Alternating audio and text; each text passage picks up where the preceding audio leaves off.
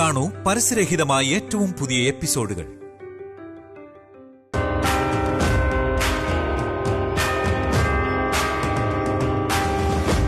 നീ വന്നേ, വാ.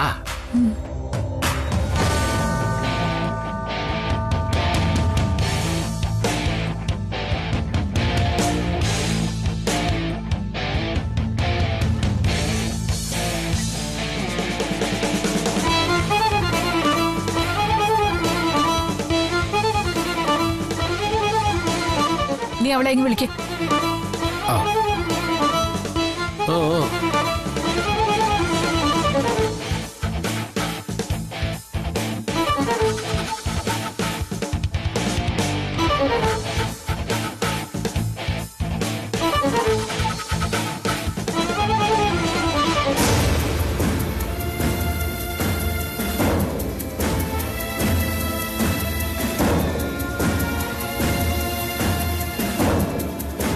ശരി,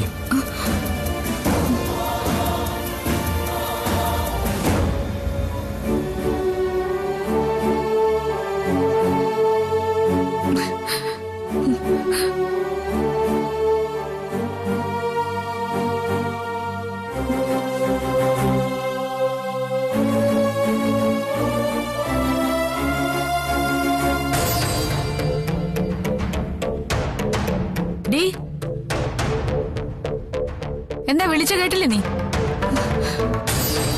കേട്ടു. എന്നാ മറുപടി പറയണം. മൂകഭാഷയൊന്നും വേണ്ട. നിനക്ക് ഇവിടെ ഹോം നേഴ്സായിട്ട് നിൽക്കാൻ പറ്റുമോ?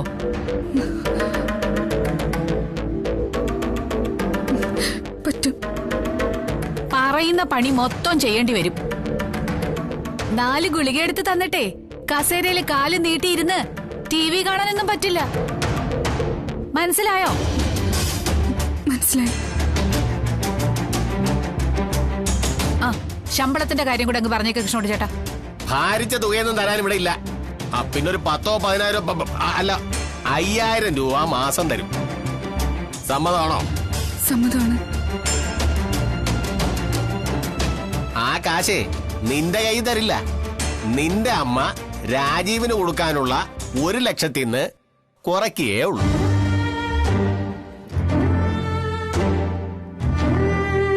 പറഞ്ഞ കേട്ടില്ലേടി? ആ പിന്നെ ഏറ്റവും പ്രധാനപ്പെട്ട ഒരു കാര്യം എന്താന്ന് വെച്ചാ, നീ ഞങ്ങളുമായിട്ട് യാതൊരു മുൻപരിചയവും ഇല്ല, പ്രത്യേകിച്ച് രാജീവുമായിട്ട്. പഴയതൊന്നും മനസ്സിൽ വെച്ചോണ്ടിരിക്കണ്ട. നീ ഇവിടുത്തെ ജോലിക്കാരി മാത്ര.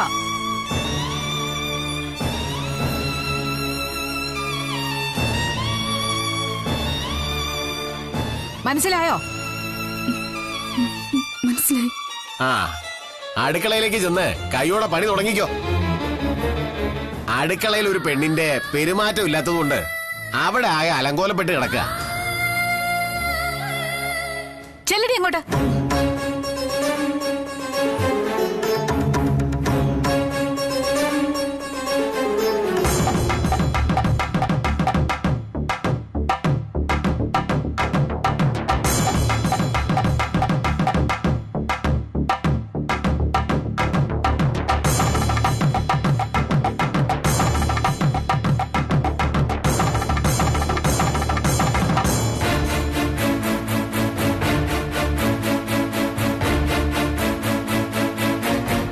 അധികം വെളച്ചിലൊന്നും എടുക്കരുതെന്ന് പറഞ്ഞേക്ക്.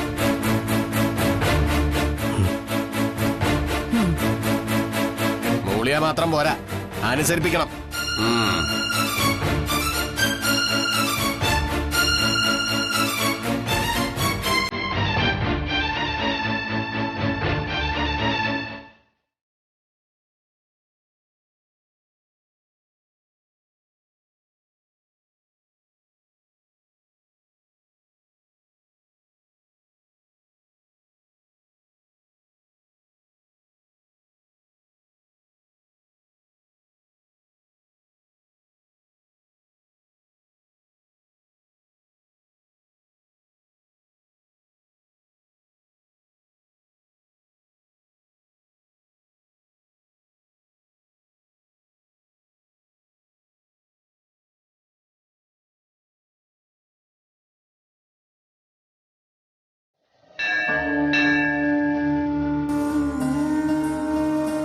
സുസ്മിത കാണിച്ചത് ഭ്രാന്ത് കൊണ്ടാണെങ്കിലും നീ ഗർഭിണിയാണെന്ന് ശാലിനി അറിഞ്ഞത് നന്നായി.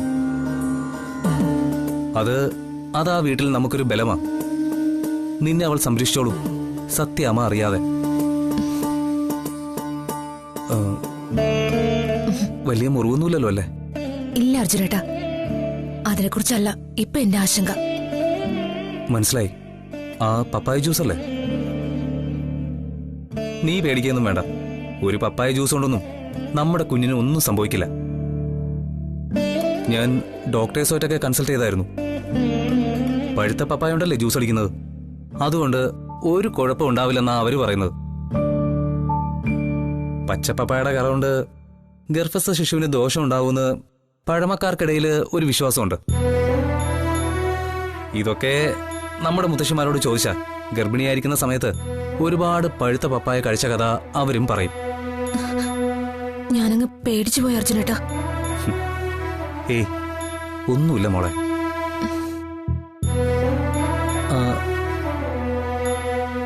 എവിടെ? എന്നെ ഇങ്ങോട്ട് വിളിച്ച ആളെ കാണുന്നില്ലല്ലോ. തൊഴാൻ കയറിയതാ, ഇപ്പൊ എത്തും.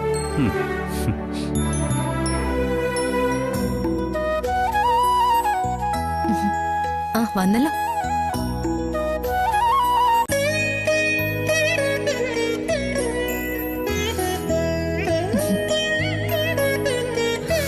അർജുനേട്ടന് എന്നോടുള്ള പിണക്കമൊക്കെ മാറിയോ? പിണക്കമൊന്നുമല്ല, ഒരു നീരസം ഉണ്ടായിരുന്നു. ആ ബാലചന്ദ്രന്റെ ഭാര്യയാവാൻ പോകുന്നു പറഞ്ഞപ്പോ. പക്ഷേ എല്ലാം ശുഭമായി തന്നെ പര്യവസാനിച്ചല്ലോ. ശാലിനിക്ക് കിട്ടാവുന്നതിൽ വെച്ച് ഏറ്റവും നല്ല ഭർത്താവാ വിഷ്ണു. എടുത്തുകേട്ടുണ്ടെങ്കിലും അയാളുടെ മനസ്സ് മുഴുവൻ നന്മയാ. ഒന്ന് പറഞ്ഞു കൊടുക്ക അർജുനേട്ടാ, രണ്ടാളും തമ്മിൽ എപ്പോഴും അടിയാ. നേരാണോ ശാലിനി? ഏയ്, അർജുനേട്ടൻ പറഞ്ഞ പ്രശ്നം തന്നെ, എടുത്തുചാട്ടം. അർജുനേട്ടനെ അറിയാലോ, മറ്റൊരു നിവൃത്തിയില്ലാത്ത സാഹചര്യത്തിലാ എനിക്ക് വിഷ്ണുവേട്ടനെ വിവാഹം കഴിക്കേണ്ടി വന്നേ. പക്ഷേ ആ തീരുമാനം തെറ്റല്ലായിരുന്നു എന്ന് കാലം തെളിയിച്ചു. അർജുനേട്ടൻ പറഞ്ഞ പോലെ ആ മനസ്സ് നിറയെ നന്മയും സ്നേഹവും ഒക്കെയുണ്ട്. ഞാൻ എന്റെ മനസ്സൊന്ന് പാകമാക്കി ഒന്ന് സ്നേഹിക്കാൻ തുടങ്ങുമ്പോഴേക്കും എന്നെ ചൊടിപ്പിക്കാനായിട്ട് എന്തെങ്കിലും ചെയ്തു കൂട്ടും. പിന്നെ എങ്ങനെയാ? ശാലിനി, ഓരോ നിമിഷവും മരിച്ചുകൊണ്ടിരിക്കുന്നവരാ നമ്മള്. ഒരു നിമിഷം കൂടുതൽ ജീവിച്ചു എന്നല്ല, മരണത്തിലേക്ക് അത്രയും ദൂരം കുറഞ്ഞു എന്ന് വേണം നമ്മൾ കരുതാൻ. നാളെ നമ്മൾ ഉണർന്നെഴുന്നേൽക്കൊന്നു പോലും നിശ്ചയമില്ല. അതിനിടയിൽ എന്ത് വാശി, എന്ത് സൗന്ദര്യപ്പിണക്കം, ആരോട് മത്സരിക്കാൻ? ഉള്ളിൽ സ്നേഹമുണ്ടെങ്കിൽ അത് പ്രകടിപ്പിക്കാൻ തന്നെ വേണം.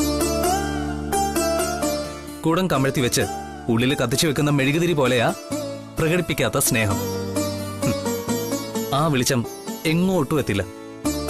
അതുകൊണ്ട് ഇന്നത്തെ പുഞ്ചിരിയും പൂക്കളും ഒന്നും നാളത്തേക്ക് മാറ്റിവെക്കണ്ട. നാളെ എന്താണെന്ന് നമുക്കാർക്കും അറിയില്ലല്ലോ. ഞങ്ങളെ നോക്ക്, കണ്ട നാളു മുതൽ പ്രണയിച്ചു തുടങ്ങിയവരാ ഞങ്ങള്. ഇപ്പോഴും പ്രണയിച്ചുകൊണ്ടേയിരിക്കുന്നു. പക്ഷേ അതിനിടയിൽ ഒരേ ഒരു നിമിഷം ഞങ്ങളെ കൈവിട്ടുപോയി.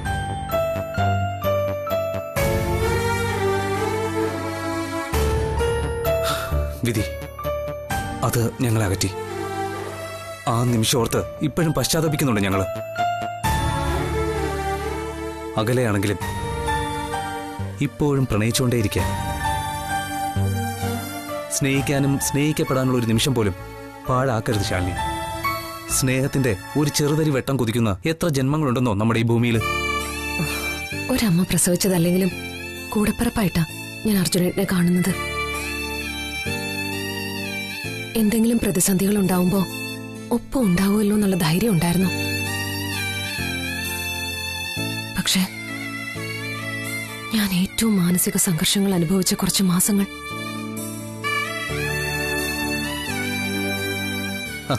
അതൊക്കെ പോട്ടെ ശാലിനി. നീ ഇപ്പം ചെന്ന് കയറിയിരിക്കുന്നത് സത്യാമ്മയുടെ വീട്ടിലാ. അവിടെ എനിക്ക് പ്രവേശനമില്ല. ദേ കണ്ടില്ലേ, ഇവളുടെ കാര്യത്തിൽ പോലും എനിക്ക് ഇടപെടാൻ സാധിക്കുന്നില്ല. നീ അവിടെ ഉണ്ടെന്നുള്ളത് മാത്രമാ എന്റെ ഏക ധൈര്യം. പ്രീതിക്ക് ഒരു കുഴപ്പമുണ്ടാവില്ല അർജുനേട്ടാ. ശാലിനിയുടെ ജീവൻ കൊടുത്തിട്ടായാലും അർജുനേട്ടന്റെയും പ്രീതിയുടെയും കുഞ്ഞിനെ ഞാൻ സംരക്ഷിക്കും.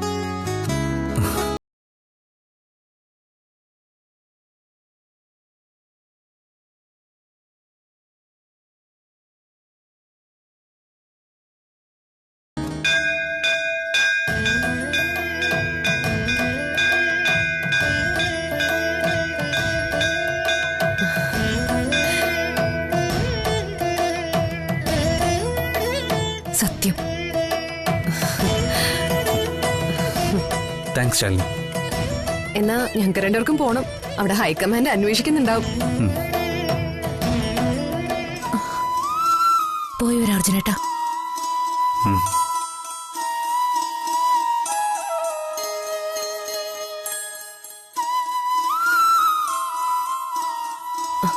പോ. ശരി എന്നാ.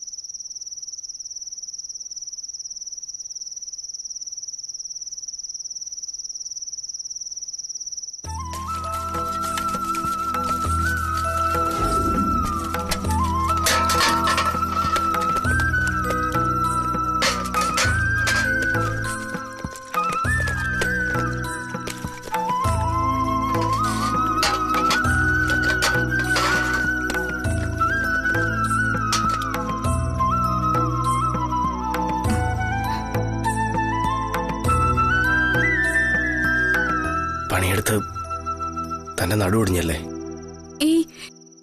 ഇതൊക്കെ എനിക്ക് ശീലമാ. എന്റെ വീട്ടിലും ഞാനാ ഈ ജോലിയൊക്കെ ചെയ്തോണ്ടിരുന്നത്. ശാലിനിക്കും ശ്യാമയ്ക്കും ഒക്കെ പഠിക്കാനുണ്ടല്ലോ. അമ്മയെ സഹായിക്കാൻ ഞാനല്ലേ ഉള്ളൂ. ഇങ്ങനെയൊന്നും ആയിരുന്നില്ലടോ നമ്മുടെ വിവാഹത്തിന് ശേഷമുള്ള ജീവിതത്തെക്കുറിച്ചുള്ള എന്റെ സങ്കല്പം. ജീവിതപാതയിലൊരു വഴിത്തിരിവിൽ വെച്ച് ഞാൻ ഒരു പെൺകുട്ടിയെ കണ്ടു. അവൾ അതീവ സുന്ദരിയും നിർമ്മലയായിരുന്നെങ്കിലും ഉള്ളിലെന്തോ സങ്കടം നീറുന്നുണ്ടെന്ന് തോന്നി. അവളുടെ കൈ പിടിക്കാനും പിന്നീട് അങ്ങോട്ടുള്ള വഴിയിൽ ഒന്നിച്ച് നടക്കാനും തീരുമാനിച്ചു ഞാൻ. അതിനിടെ ഒരുപാട് പ്രശ്നങ്ങൾ. അതെല്ലാം മറികടന്നെത്തുമ്പോൾ അവളുടെ കണ്ണീര് തുടയ്ക്കാനും അവളെ ഒരു രാജകുമാരിയെ പോലെ വാഴിക്കാനുമായിരുന്നു ആഗ്രഹം. എന്നിട്ടിപ്പോ എത്തി നിൽക്കുന്നത് ഈ അടുക്കളയിലും.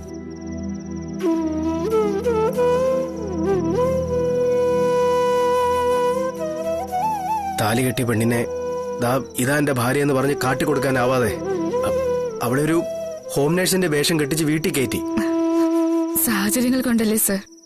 പിന്നെ എനിക്ക് ഈ ജോലിയൊക്കെ ചെയ്ത് നല്ല പരിചയമുണ്ട്.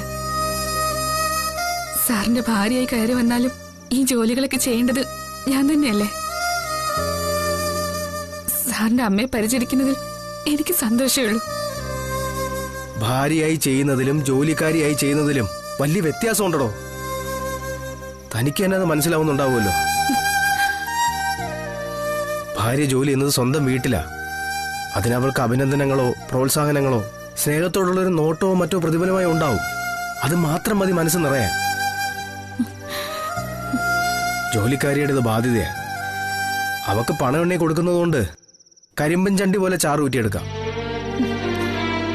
എന്തെല്ലാം ചെയ്തു തീർത്താലും തൃപ്തി ഉണ്ടാവില്ല. പ്രതിഫലമായി കിട്ടുന്നത് ശാപവചസ്സുകളും നിന്നേയും. എനിക്കതിലൊന്നും സങ്കടമില്ല സർ. ഞാൻ കാണുന്നുണ്ട്. ചുവട് മുഴുവൻ അടുപ്പിക്കാൻ പുതിയൊരു വീട്ടുമൃഗത്തെ കിട്ടിയ സന്തോഷത്തിൽ അമ്മാവനും. ഇതുവരെ തങ്ങൾക്ക് ഭരിക്കാൻ ഒരു മനുഷ്യജീവിയെ കിട്ടാത്തതിന്റെ ചീപ്പ് ഈഗോസ് മുഴുവൻ തന്റെ തലയിൽ തീർക്കുക അവര്. സാറെന്താ ഈ പറഞ്ഞു വരുന്നേ? അമ്മായിയമ്മ തരുന്ന നിലവിളക്കും കയ്യിലേന്തി ഭർത്താവിനൊപ്പം ഒരു വീടിന്റെ പടി കയറാൻ ആഗ്രഹമില്ലായിരുന്നോ തനിക്ക്? ഉണ്ടായിരുന്നു സർ. പക്ഷേ ഏതെങ്കിലും ഒരു പുരുഷനൊപ്പം അല്ല, സാറിനൊപ്പം മാത്രം. സാറിനെ കാണുന്ന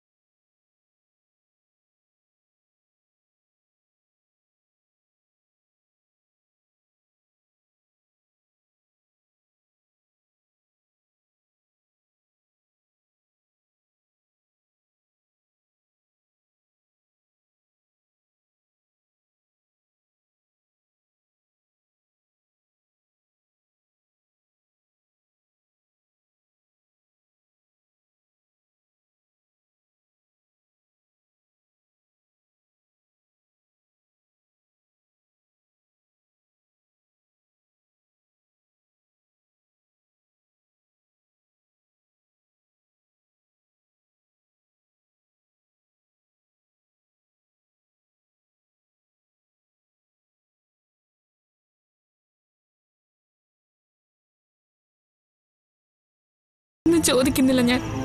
സാറിന് ദൂരെ നിന്നെങ്കിലും ഇങ്ങനെയൊക്കെ ഒന്ന് കാണാനും സാറിന് വെച്ച് വിളമ്പി തരാനുള്ള ഈ സ്വാതന്ത്ര്യവും ഇതെനിക്ക് നിഷേധിക്കല്ലേ സർ? അതിനുവേണ്ടി എന്ത് വേണേലും സഹിച്ചോളാം ഞാൻ.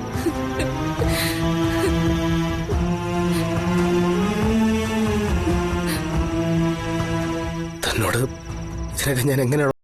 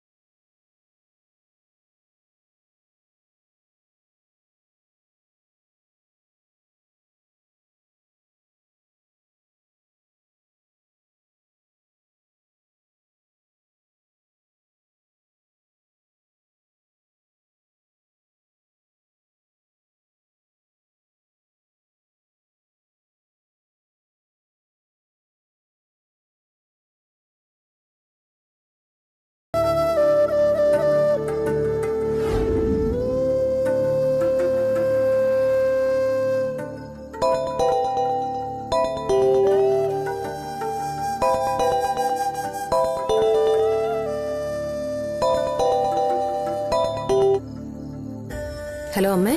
ആ മോളെ, രാജീവ് സാറിന്റെ വിവരം എന്തെങ്കിലും ഉണ്ടോ അമ്മേ? അത് പറയാനാ ഞാൻ വിളിച്ചത്. ഒരു വിശേഷമുണ്ട്. രാജീവ് സാർ വന്ന് ശാരിയെ കൂട്ടിക്കൊണ്ടു പോയി. അപ്പൊ സാറ് വീട്ടില് വിവരം പറഞ്ഞോ? പറഞ്ഞു എന്നാ എന്നോട് പറഞ്ഞത്. ആ, മകന്റെ മനസ്സ് മനസ്സിലാക്കിയിട്ടുണ്ടാവും വിജയലക്ഷ്മി. ഈശ്വര, നമ്മള് കുറെ പേടിച്ചെങ്കിലും എല്ലാം നന്നായിട്ട് തന്നെ അവസാനിച്ചല്ലോ. വിഷ്ണുമോനെ കുറ്റപ്പെടുത്തിയതും പഴി പറഞ്ഞതും ഒക്കെ ആലോചിച്ച് എനിക്കിപ്പോ കുറ്റബോധം തോന്നുക. അത്രയൊന്നും വേണ്ടായിരുന്നു. വിഷ്ണുമോൻ ഇടപെട്ട് കല്യാണം നടത്തിയത് കൊണ്ടല്ലേ എല്ലാം സന്തോഷമായിട്ട് അവസാനിച്ചത്. ഒരു 100 കോടി പുണ്യം കിട്ടും ആ മോന്. അത്രയ്ക്കൊന്നും വേണ്ട, കുറച്ചേക്ക്. എന്താടി നീ ഇപ്പോഴും പിണക്കത്തിലാ വിഷ്ണുവിനോട്? പിണക്കൊന്നുമില്ല, എന്നാ വലിയ ഇണക്കവും ഇല്ല. ആ കുട്ടിയോട് നീ ഇങ്ങനെ പിണക്കം കാണിക്കാൻ എന്ത് ന്യായമെന്നാ എനിക്ക് പിടികിട്ടാത്തത്. നിന്നെ അവൻ സ്നേഹിച്ചു, അതൊരു കുറ്റമാണോ? യാദൃശ്ചികമായിരുന്നു നിങ്ങളുടെ കല്യാണമെങ്കിലും നിങ്ങൾ തമ്മിൽ തന്നെയാ ചേരേണ്ടിയിരുന്നതെന്നാ എനിക്ക് തോന്നുന്നത്. ശാരികയുടെ വിവാഹം നടന്നു കിട്ടാൻ വേണ്ടിയായിരുന്നു നീ കല്യാണം കഴിച്ചതെന്നല്ലേ പറഞ്ഞത്?